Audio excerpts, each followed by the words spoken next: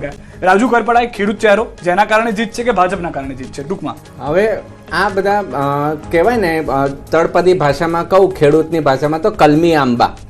એટલે ક્યાંક ને ક્યાંક પ્રજાને હવે એવી ફિલિંગ જ થઈ ગઈ છે કે ભાઈ મારે પક્ષને જ આપવો છે વોટ, વ્યક્તિને નથી આપવો. કારણ કે પક્ષ પલટું અને જે સારા સારા રેસના ઘોડા છે ને. આપને એક મિનિટ માટે રોકી રહ્યો છું. અક્ષય ન્યૂઝ 18 સંવાદદાતા અમારી સાથે જોડાઈ ગયા છે. અક્ષય, જે રીતે રાજુ કરપડાની જીતની જાણકારી છે, શું વધુ માહિતી, કેટલા મત છે, શું વધુ જાણકારી મળી રહી છે?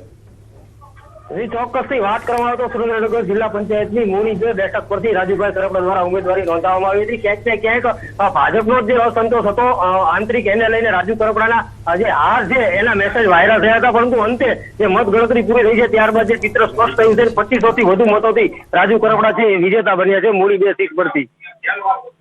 જી આભાર સમગ્ર માહિતી બદલ. અક્ષય, જે રીતે હાલમાં જાણકારી આપી રહ્યા હતા, સિદ્ધાર્થભાઈ આપની પણ વાત પૂરી કરશો. વધુ એક અપડેટ આવી રહી છે સિદ્ધાર્થભાઈ. ક્યાંક ને ક્યાંક જે કલમી આંબાની વાત હતી, તો જે સારા રેસના ઘોડા હોય ને એ ભારતીય જનતા પાર્ટી એમની ટીમમાં લઈ લીધા છે. એટલે કોંગ્રેસમાં જે નેતૃત્વ શાહી જોઈએ એ બધા ભારતીય જનતા પાર્ટીમાં ગયા છે. એટલે સામે નેતા માસ પુલર જોઈએ ને, કે જે જનજનને આકર્ષી શકે, ખેંચી શકે એની જોડે. એટલે ક્યાંક ને ક્યાંક નવી કેડર બનાવવાની આવશ્યકતા ઊભી થઈ છે. જો આ કોંગ્રેસ પાર્ટી સ્થાનિક સ્તરે લોકલ નેતાગીરી ઊભી કરશે તો ફરી પાછું મજબૂત સ્થિતિમાં આવે અને ભારતીય જનતા પાર્ટીની પણ એવી જ પરિસ્થિતિ આગળના સમયમાં થશે. કારણ કે બધું મોવડી મંડળ નક્કી કરી રહ્યું છે.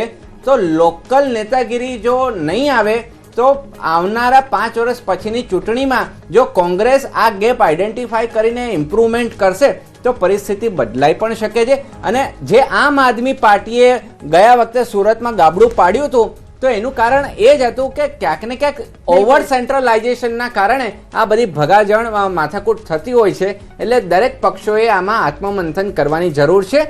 અને જે લોકોએ પક્ષ પલટું કરીને આવ્યા છે તો પ્રજાએ પણ એક નૈતિક જવાબદારી વિચારવી પડે. જિલ્લાની અંદર જે સમાચાર છે તે પ્રમાણે આપે પોતાનો કબજો કરી લીધો છે, પરંતુ અર્જુન મોઢવાડિયાના ગામની અંદર પણ આપની જીત થઈ હોવાની જાણકારી મળી રહી છે. નર્મદા જિલ્લા પંચાયતની બેઠકોનું પરિણામ પણ સામે આવી ગયું છે. 22 બેઠકો પૈકી 6 બેઠકો ભાજપના ફાળે ગઈ હોવાની વિગતો છે અને 8 બેઠકો ઉપર આપની જીત થઈ હોવાની પણ અહીંયા વિગત મળી રહી છે.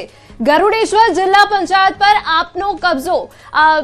મંજીભાઈ, આખરે જે પક્ષને આપ જોઈતો જ નથી, મતલબ આપની પાર્ટીને ત્રીજો પક્ષ ન ફાવે, પરંતુ અહીંયા ક્યાંક ને ક્યાંક આપ આગળ આવી જ છે. બેન, એમને સૌથી જે પહેલી શરૂઆત કરી હતી ને તો એ સુરત મહાનગરમાંથી કરી હતી. આમાં એનું ખાતું નથી ખોલ્યું આ વખતે.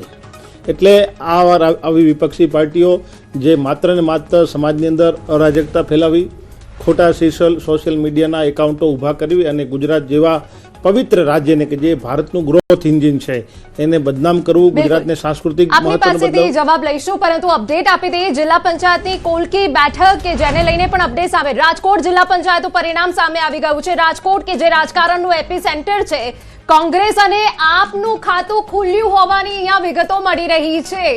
જિલ્લા પંચાયતી કોલકી બેઠક પર કોંગ્રેસના ઉમેદવારની જીત થઈ હોવાની વિગત છે.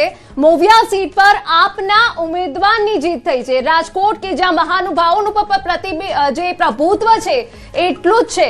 અને આપને વિગતો આપી દે કે જ્યાં નૈનાબા જાડેજા કે જેઓની જીત થઈ હોવાની વિગતો છે. અને નૈનાબા જાડેજાની હાર થઈ છે અહીંયા આગળ, કે તેઓ પ્રયાસ કરી રહ્યા હતા જીત માટેના, પરંતુ જે સમાચાર છે તે પ્રમાણે નૈનાબા હારી ગયા છે.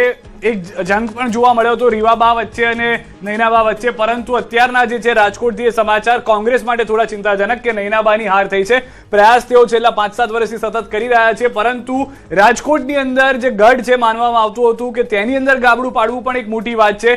મોવિયા સીટ ઉપર ભલે આપ જીતીને આવ્યું, બીજી એક સીટ પર કોંગ્રેસ જીતીને આવ્યું, પરંતુ આ કબજાવાળી ભાજપની બેઠકો હતી જ્યાં આગળ આ જોવા મળી રહ્યું છે. પાર્થિવરાજભાઈ, અહીંયા આગળ સૌરાષ્ટ્ર માટેથી એક સારા સમાચાર છે કે કદાચ મહાનગરોની અંદર અથવા તો જિલ્લા પંચાયતોની અંદર જ્યાં જ્યાં ભાજપ પાસે બેઠકો હતી તે